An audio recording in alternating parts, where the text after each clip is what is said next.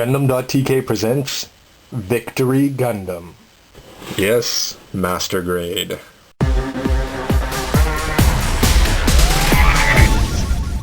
Hey everybody, welcome back, Robert184, and now you can see the Master Grade Victory Gundam all put together. And hopefully it looks a lot better than this old high grade guy.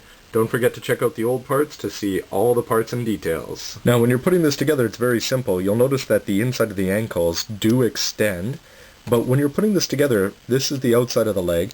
Count the scratch marks on the feet. So here I've got 1 and here I've got 2. So little tricks like that, just hiding as much of the cut marks as you can. And that's a good firm fit once you put that together. When you're putting together the bottom rim, it's just going to be a matter of putting the legs on, as well as the side waist armor. But because this is polycapless assembly, similar to the Master Grade F91, everything fits together really tightly, which of course is going to prove to be a good thing in the long run. With the legs complete, it's simply a matter of attaching the arms onto the upper rim, and getting the shoulders into place. And then to put the core fighter into place, you're going to bend down the shoulders a little bit to move those pegs out of the way. The arms don't get in the way very much, and open up this hatch. It is easy to have some issues though with the arms falling off, especially here. This joint is not as tight as it could be, as you can see. Somebody who's good at doing stop motion would probably have a lot of fun doing this. But anyway, you've got to slide the chest in and back like this, and once you do that, you get it locked into place, and then you're able to bring the shoulders up, and you should hear a click as those go into place, and then seal up this hatch, which is not perfectly easy, but once you do that, you've got the start of a V Gundam. In the back here, you can see how the nose of the core fighter has come through, and then you're going to bring these parts up, pinch them in, and bend them down to cover it up. And then finally, you're going to bend these parts down, and these gray jets do move, although they're very tight, and then you've got the completed back. And finally, with this part bent up, you're going to slide this in to form up the V Gundam. And though I did have some issues with the legs falling off, once you do a firm click, those graspers that were up at the top actually pinch into place, and it feels pretty solid. And there you have it, the completed Master Grade after 16 years.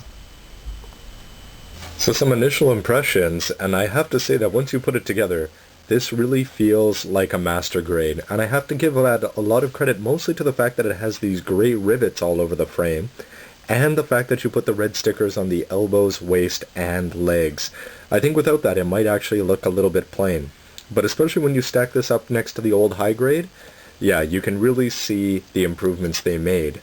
My big question is, how would the height stack up ever since they announced this Master Grade?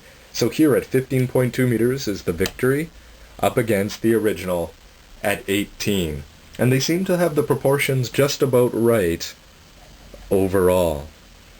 A more fitting comparison would be the Master Grade F91, which is also 15.2 meters, and I think depending on the way you would position the heads and the legs, that they do actually match up at just the right height with each other. A less fitting size comparison would be the 15-meter Victory Gundam against the Master Grade High Nu. Yeah, that's pretty different. Of course, the real comparison that I wanted to do was the heights of the 1/100th high grade next to the Master Grade. And you can see that the Master Grade did grow by about half a meter or a meter, you could say, in fictional size. But it also slimmed down a lot, whereas this one is sort of wide and bulky, especially in the shoulders and the legs. This one has a much more clean and simple look. And I have to give Bandai full props for this, especially, I was wondering if they would sort of make this cool when they did it. But I think they went with a very simple, boxy, blocky look, but I think it suits the 90s animation from which it came. So I have to say that, like, Master Grade Force Impulse took a crappy Gundam that I didn't like, and because they made it so cool, the Master Grade just sold me on the Gundam forever. But this one, I think they kept it very simple and sort of true to its simple and clean UC origins. Now it's time to get this guy armed up, and I'm especially curious to see how the shield works. To get the shield in, you pop out this red cover, and then you're able to squeeze the shield on and pinch it inside just like that. Back into the left protected, check. But what's this? Yes, weight issues already. Even though they thin this down, it's going to be a little bit too heavy and the joints inside are too weak. So Bandai, I wonder if you didn't put too much detail into these forearms and you didn't focus on the fundamentals. It does want to stay in place some of the time, but what about bringing it forward, which is sort of what I've been waiting for. The 1/44th could do it, the 1/100th could not. Bring that forward, bring that up, it slides nicely into place. You can pull it past the fist and, yeah, straight down. I wonder if there's any way that we can get this in. Nope. So Bandai, I'm very unimpressed with that. You know, I didn't expect a master grade that I'd have to dislocate his arm backwards just to get some front protection. When you put in the beam weapon, you're going to want to actually probably take the hands right off, and they're going to detach at the wrist instead of just the hands. But you'll notice that once you swap the fingers, this one has a peg, and you're supposed to plug the thumb close to the peg according to the pictures. But either way, you're going to get a bit of a tight grip, but they could have put a peg in, as they should on every master grade. The beam rifle does fit into place a little bit, but you'll see at the back, at the butt, that because that pushes down, whenever you do any pose where you pull it like this, what's going to happen is that this top part wants to separate from the bottom part. So they tell you to pull it through so that the fingers stay right in place, but you're going to end up having a hard time keeping this from separating. So I think I'm going to have to break out some sticky tack for that. So welcome to the world of transforming Gundams. Just in the process of putting the shield and the beam rifle on, I've already knocked the legs off, the wrists off, and the arms off. So whenever you're going to get a transforming Gundam, you can't expect the same solidness that you're going to get on something else. So here he is for a weaponized spin, but I have to say that overall I'm not very happy with the way that the beam rifle fits in or the weight issues with the shield. But if you do get it in one solid good pose, I think it's going to look alright.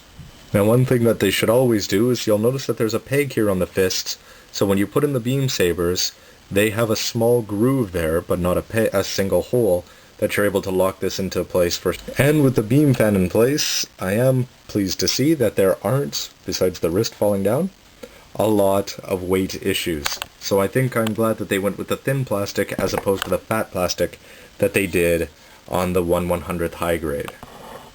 In terms of overall posability, he doesn't do a bad job, but I really have to complain about these legs, because just when you thought that they were on so tight that they're not going to want to pop off, well, you just move him and they do pop off.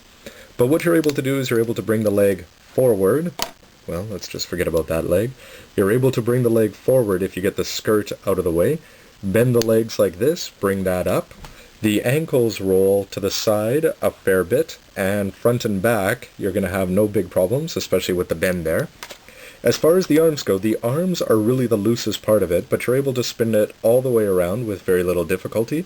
The shoulders move on the fronts and up here, as well as on a slide mechanism, but sometimes you'll see that they separate from the chest itself. So you want to get that popped into place. I've already said that this arm has a tendency to pop off and this white piece will fall down.